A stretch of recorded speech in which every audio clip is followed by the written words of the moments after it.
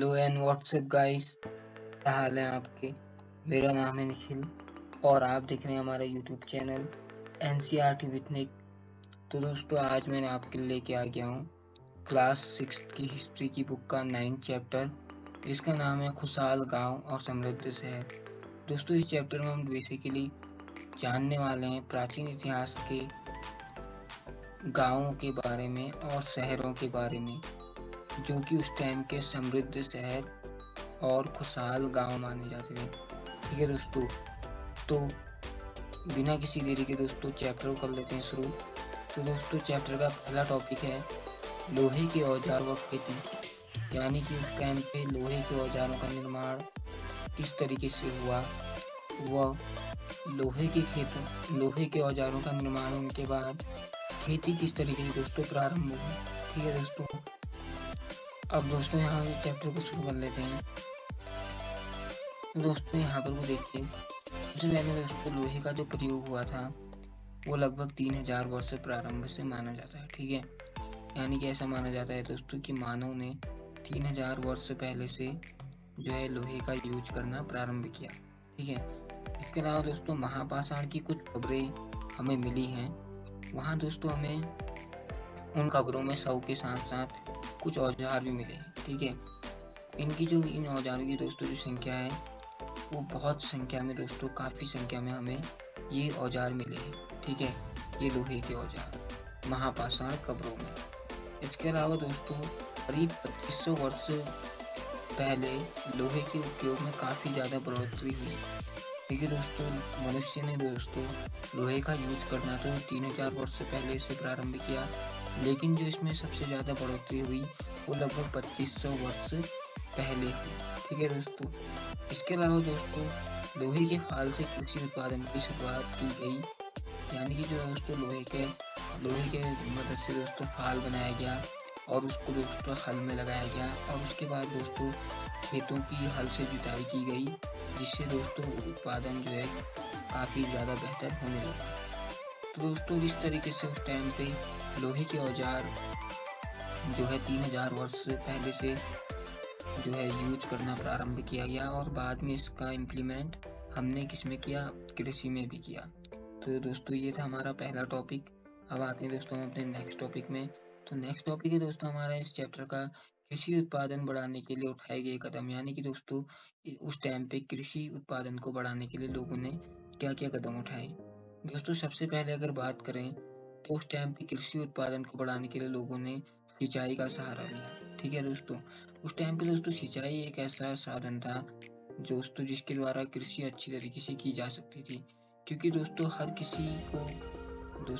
किसी फसल को दोस्तों उगाने के लिए हमें सिंचाई और जल की आवश्यकता होती है। दोस्तों सिंचाई दोस्तों प्राचीन समय में क्या आज के समय में भी काफ़ी ज़्यादा इम्पोर्टेंट है उत्पादन के लिए। ठीक है दोस्तों, इसके अलावा दोस्तों कृषि के विकास में औजार तथा रोपाई का भी एक अपना महत्वपूर्ण उस टाइम पे कदम था, लोगों के द्वारा जो उठाया गया था औजारों का यूज और रोपाई। ठीक है दोस्तों, इसके अलावा दोस्तों उस समय पे सिंचाई के लिए साधन भी हमारे पास मौजूद थे।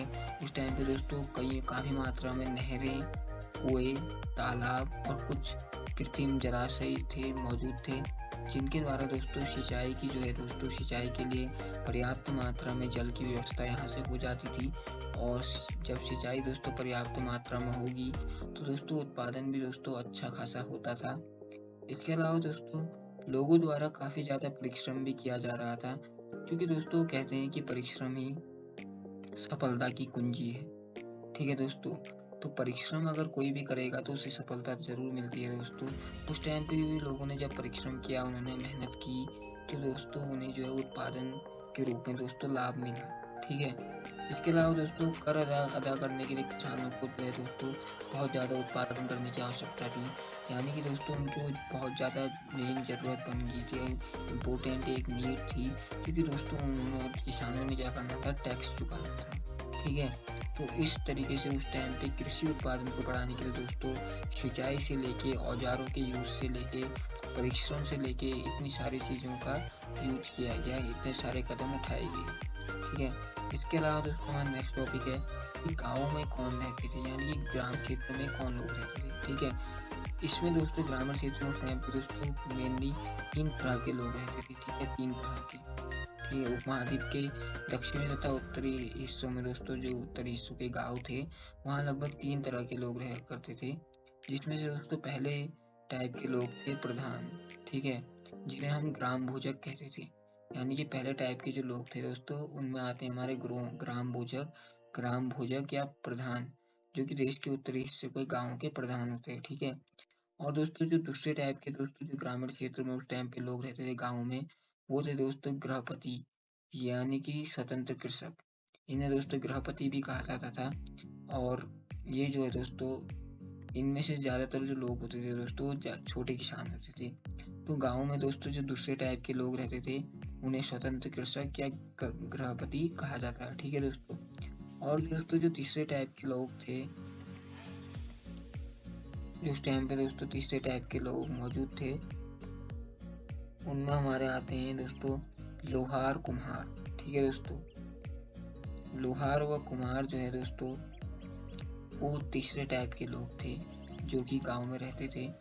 इनमें जो है लोहार और कुम्हार मौजूद थे। यानी कि बेसिकली दोस्तों यहाँ गांव में 3 टाइप के लोग रहते थे। पहले तो दोस्तों जो प्रधान हो गए जिन्हें ग्राम भोजक कहते थे, दूसरे हमारे हो गए स्वतंत्र कृषक जिन्हें गृहपति कहते थे, और तीसरे जो है दोस्तों हमारे लोहार व कुम्हार मौजूद थे, ठीक है दोस्तों। इसके अलावा दोस्तों यहाँ कुछ स्त्री पुरुष थे जिनके पास अपनी ज़मीन नहीं होती थी, ठीक है, इनके पास अपनी ज़मीन नहीं होती थी। ये जो है दोस्तों दास बनकर कर्मकार करते थे, मतलब दास बनकर कार्य किया करते थे, ठीक है दोस्तों। तो इस तरीके से दोस्तों बेसिकली गाँव में 3 टाइप के लोग रहते थे। सबसे पहले ग्राम प्रधान यानी कि ग्राम भोजक, इसके अलावा स्वतंत्र कृषक व इसके अलावा दोस्तों लोहार व कुम्हार, ठीक है। इसके अलावा दोस्तों अब आते हैं हम अपने नेक्स्ट टॉपिक में। नेक्स्ट टॉपिक है दोस्तों नगर, ठीक है दोस्तों। नगर क्या कहती हैं, कहानियाँ, यात्रा, विवरण, मूर्ति कलाएं, पुरातत्व। यानी कि दोस्तों नगर के बारे में क्या कहती हैं उस टाइम की कहानियाँ, और कुछ क्या लोगों के यात्रा विवरण और मूर्ति कलाएं और पुरातत्व, ये सारी चीज़ें उस टाइम के बारे में क्या कहती हैं। सबसे पहले दोस्तों आपने जातकों के बारे में तो सुना ही होगा, ठीक है। हम यहाँ जानने वाले जातकों के बारे में। तो जातक दोस्तों आपने जरूर सुना होगा। आप के घर में दोस्तों कोई अगर बुजुर्ग है, अगर आपके दादा दादी हैं या मम्मी पापा लोग ने आपको कभी बचपन में परियों की कहानी या कोई और घोस्ट कोई भी मतलब मैजिकल स्टोरी जरूर सुनाई होगी, या फिर कोई जानवरों की कहानियाँ सुनाई होंगी। तो दोस्तों जो आम लोगों में जो वो प्रचलित जो उस टाइम की कहानियाँ होती हैं, तो उसे क्या कहते हैं हम जातक, ठीक है। ये जातकों का दोस्तों जो संकलन किया ये बौद्ध भिक्षुओं द्वारा किया गया था। इसके अलावा दोस्तों प्राचीन नगरों के जीवन में हमें कुछ अन्य स्रोतों से भी पता चलता है, जैसे कि शहरों, गाँवों या फिर जंगलों के जीवन से जुड़ी जो घटनाएं होती हैं, उन्हें हम मूर्तिकार कलात्मक ढंग से उकेरते हैं। यानी कि दोस्तों उस टाइम पे के जो मूर्तिकार होते थे, वो दोस्तों काफ़ी ज़्यादा वेल स्किल्ड होते थे, उनके पास काफ़ी ज़्यादा कला कौशल होता था, जिसके द्वारा दोस्तों वो उस टाइम के मुद्दों को दोस्तों अपनी मूर्ति कला के नमूने से दिखा देते थे, ठीक है। इतनी उत्कृष्ट उनकी कला होती थी। इसके अलावा दोस्तों अनेक शहरों में हमें वलाई कूप भी मिले हैं। ये जो वलाई कूप थे दोस्तों, इनका यूज होता था बेसिकली गोसल खाने में, ठीक है। गोसल खाने की नाली में या फिर कूड़ेदान में दोस्तों, इन 2 चीज़ों में दोस्तों ये वलाई कूपों का यूज होता था, ठीक है। इसके अलावा दोस्तों प्राचीन शहरों के बारे में, वहाँ उस टाइम पे नाविक और यात्री आते थे, ठीक है, उनके द्वारा पता चलता है। यानी कि नाविक जो उस टाइम पे आते थे और यात्री जो आते थे, उनके द्वारा दोस्तों हमें उन प्राचीन शहरों के बारे में पता चलता है, ठीक है। तो ये थे दोस्तों हमारे नगर विवरण, जिनमें हमें जातकों की कहानियों से और इसके अलावा मूर्ति कलाओं से, तो इन सारी चीज़ों से दोस्तों हमें इन चीज़ों के बारे में डिटेल मिलती है, ठीक है दोस्तों। अब आते हैं दोस्तों अपने नेक्स्ट टॉपिक में। तो नेक्स्ट टॉपिक है दोस्तों सिक्के। दोस्तों सिक्के जो उस टाइम में काफ़ी ज़्यादा प्रमुख थे, तो जानते हैं सिक्कों के बारे में। तो दोस्तों सिक्कों पुरातत्वविदों को दोस्तों इस युग में हजारों सिक्के मिले, ठीक है, हजारों सिक्के, यानी कि दोस्तों 1000 से ऊपर दोस्तों उस टाइम पे पुरातत्वविदों को सिक्के मिले। 1000 प्लस, 1K प्लस। ठीक है दोस्तों, इतनी मात्रा में दोस्तों उस टाइम पे पुरातत्वविदों को सिक्के मिले। पुरातत्वविद किसे कहते हैं दोस्तों, आप जानते हैं, जो कि प्राचीन वस्तुओं को खोज कर हमें इतिहास से रूबरू कराते हैं। इसके अलावा दोस्तों सबसे पुराने जो सिक्के पाए गए हैं उनमें नाम आता है दोस्तों आहत सिक्कों का। दोस्तों आहत सिक्कों के बारे में क्वेश्चन बनते हैं। तो दोस्तों जो आहत सिक्के हैं वो सबसे प्राचीन सिक्के माने जाते हैं, जो लगभग क्या कहते हैं करीबन 500 साल तक का लगातार चलते रहे। ठीक है, तो दोस्तों जो आहत सिक्के होते थे ये जो है आदि या सोने के बने होते थे। ठीक है, आदि या सोने के सिक्कों पे क्या किया जाता था, विभिन्न आकृतियों को आहत करके बना दिया जाता था एक सिक्का। तो इसे हम क्या कहते थे दोस्तों, आहत सिक्का कहते थे। ठीक है दोस्तों, तो इस टॉपिक को आप नोट कर लीजिए दोस्तों, इस पॉइंट को, आहत सिक्के वाले को, क्योंकि दोस्तों एग्जाम में पूछा जाता है। तो दोस्तों ये थे सिक्कों के बारे में डिटेल जो हमने जान ली। अब आते हैं हम दोस्तों अपने नेक्स्ट टॉपिक पे। तो नेक्स्ट टॉपिक है दोस्तों नगर। ठीक है, यानी कि उस टाइम पे नगर की अनेक गतिविधियों के केंद्र, यानी कि दोस्तों नगर किस तरीके से उस टाइम पे अलग अलग प्रकार की गतिविधियों के केंद्र थे। ठीक है दोस्तों, हम यहाँ बेसिकली एग्जाम्पल लेंगे मथुरा शहर का, जो कि कृष्ण जन्मभूमि, कन्हैया, कान्हा, इनकी जन्मभूमि मानी जाती है। काफ़ी ज़्यादा दोस्तों पवित्र स्थल माना जाता है भारत में। तो इसके बारे में दोस्तों हम बात करेंगे। तो दोस्तों मथुरा जो है दोस्तों 2500 साल से भी ज़्यादा समय से एक बहुत ही ज़्यादा महत्वपूर्ण और एक बहुत ही ज़्यादा पवित्र स्थल रहा है। ठीक है, भारत का, क्योंकि उस टाइम पे दोस्तों ये महत्वपूर्ण स्थल भी था, क्योंकि यहाँ यातायात और व्यापार, इन दोनों चीज़ों के लिए दोस्तों ये दोस्तों परफेक्ट था, क्योंकि यातायात और व्यापार के जो दो मुख्य रास्ते थे होते थे वहीं पर को दोस्तों ये मौजूद था। ठीक है दोस्तों, इसके अलावा दोस्तों इनमें से एक रास्ता दोस्तों, जो दो रास्ते थे उत्तर पश्चिम से पूर्व की ओर जाता था, और जो दोस्तों दूसरा रास्ता दोस्तों उत्तर से दक्षिण की ओर जाने वाला था। ठीक है, इसके अलावा दोस्तों लगभग 2000 साल पहले मथुरा कुषाणों की दूसरी राजधानी बनी, यानी कि कुषाणों द्वारा भी दोस्तों, जो कुषाण शासक थे उनके द्वारा भी दोस्तों मथुरा को अपनी राजधानी दूसरी राजधानी के रूप में लगभग 2000 साल पहले उन्होंने अपनी राजधानी बनाया मथुरा को कुषाणों ने। ठीक है दोस्तों, इसके अलावा दोस्तों मथुरा एक धार्मिक केंद्र भी रहा है। ये हर कोई जानता है दोस्तों कि मथुरा एक धार्मिक केंद्र है। दोस्तों यहाँ दोस्तों हमें दोस्तों बौद्ध विहार, इसके अलावा काफ़ी मात्रा में दोस्तों हमें यहाँ जैन मंदिर देखने को मिले हैं।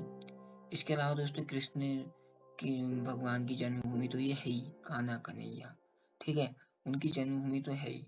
तो इस कारण से दोस्तों ये काफ़ी ज़्यादा धार्मिक और काफ़ी ज़्यादा पवित्र केंद्र माना जाता है भारत का। ठीक है दोस्तों, इसके अलावा दोस्तों मथुरा में हमें कुछ अभिलेख भी मिले हैं। ठीक है, इन अभिलेखों में दोस्तों बेसिकली सुनारों, लोहारों और बुनकरों, और इसके अलावा दोस्तों जो टोकरी बुनने वाले हैं और जो माला बनाने वाले और इत्र बनाने वाले, इनके दोस्तों हमें उल्लेख मिलते हैं। यानी कि जनसाधारण के दोस्तों यहाँ हमें उल्लेख ज़्यादातर नहीं मिलते, जो कुछ कार्य किया करते थे उनके बारे में यहाँ हमें उल्लेख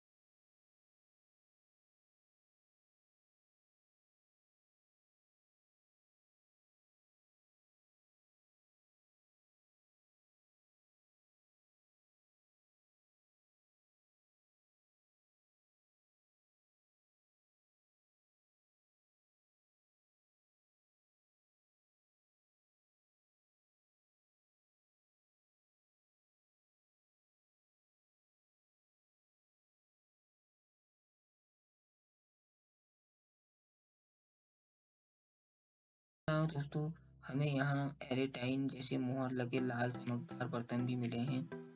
इटली का एक शहर का नाम है दोस्तों एरेटाइन, तो उसके नाम पे दोस्तों जो लाल चमकदार हमें बर्तन मिले हैं यहाँ, इनका नाम रख दिया एरेटाइन। ठीक है दोस्तों।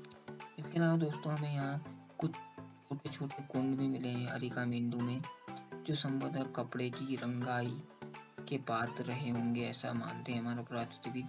यहाँ पर हमें शीशे और कुछ अर्ध बहुमूल्य पत्थर मिले हैं, ठीक है, जो बहुमूल्य तो हैं लेकिन आधे रूप में, ठीक है, अर्ध बहुमूल्य पत्थर हमें यहाँ मिले हैं। और इन यहाँ दोस्तों हमें मन के बनाने के भी कुछ साक्ष्य मिले हैं। तो इतनी सारी चीज़ें दोस्तों हमें अरिकामेंडू में मिली हैं, जो कि पौंडीचेरी तमिलनाडु में स्थित है। तो काफ़ी ज़्यादा प्रमुख स्थान है दोस्तों। आई होप दोस्तों आप समझ पाए होंगे इस टॉपिक को। तो दोस्तों चैप्टर में हमारे बस इतना ही था। काफ़ी ज़्यादा बेसिक चैप्टर था दोस्तों। अगर आपको नोट्स पसंद आए हमारे तो इन्हें नोट कर लीजिए, और वीडियो अच्छी लगी तो वीडियो को दोस्तों लाइक कर दीजिए। और दोस्तों इसके अलावा चैनल के कंटेंट अच्छे लगते हैं दोस्तों चैनल को सब्सक्राइब कर दीजिएगा। और दोस्तों वीडियो देखने के लिए थैंक यू दोस्तों, और हम मिलेंगे अब आपसे नेक्स्ट वीडियो में।